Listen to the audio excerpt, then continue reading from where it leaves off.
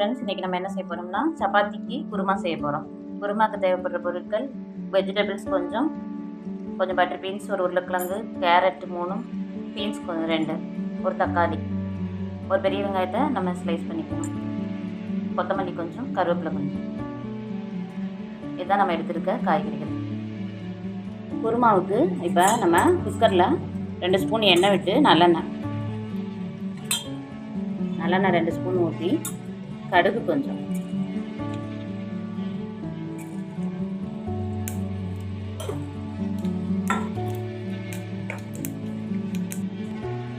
கொஞ்சம் வச்சோன்னா பட்டை, கிராம்பு பட்டை போட்டோன்னா நம்ம இப்போ வெங்காயத்தை போட்டுக்கணும், கொஞ்சம் கருவேப்பிலை, ரெண்டும் பொன்னிறமாக வதங்கணும்.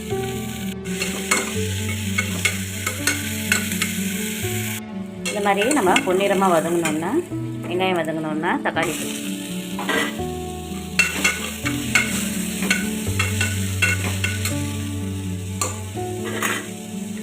தக்காளியோட நம்ம கட் பண்ணி வச்சுருக்கிற இந்த வெஜிடபிள்ஸ் எல்லாம் அதில் நம்ம போட்டுக்கலாம்.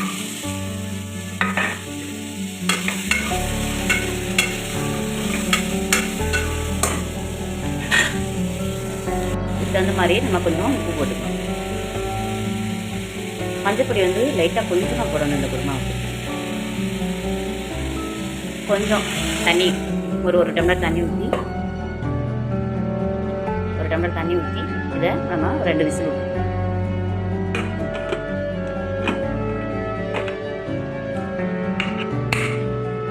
குருமா அரைக்கிறதுக்கு 1/4 மூடி தேங்காய் எடுத்துருக்குறோம்.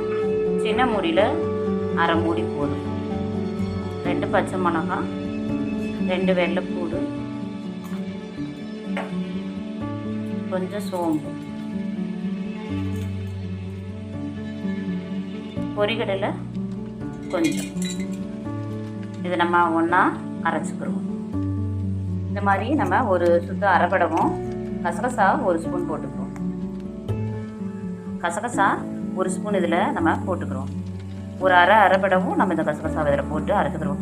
இதுக்கு மெயினே இந்த குருமா பச்சை மிளகா மட்டும்தான் போடணும். இந்த இதுக்கு காரத்துக்கு வேறு எதுவும் மிளகா அப்படிலாம் சேர்க்கக்கூடாது. கசகசா மெயினாக போடணும், அதுதான் டேஸ்ட் கொடுக்கும்.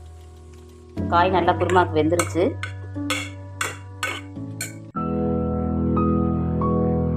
இதை இப்போ நம்ம அரைச்ச விழுதை ஊற்றிக்கலாம்.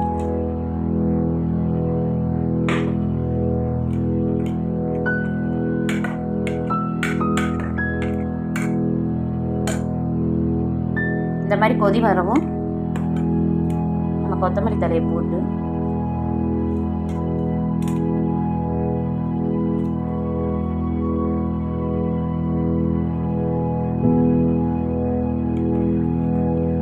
பரட்டிட்டு ஆஃப் பண்ண வேண்டியதுதான் அடுப்பை. இப்போ இந்த குருமா ரெடி ஆயிடுச்சு. நம்ம சப்பாத்தியோட வச்சு சாப்பிட்லாம். ரொம்ப நல்லாயிருக்கும், டேஸ்ட்டாக இருக்கும். எல்லா காயும் இந்த குருமாவில் மிக்ஸ் ஆகுறதுனால ரொம்ப டேஸ்ட்டாக இருக்கும். செஞ்சு பாருங்கள் ஃப்ரெண்ட்ஸ். ஓகே, பாய்.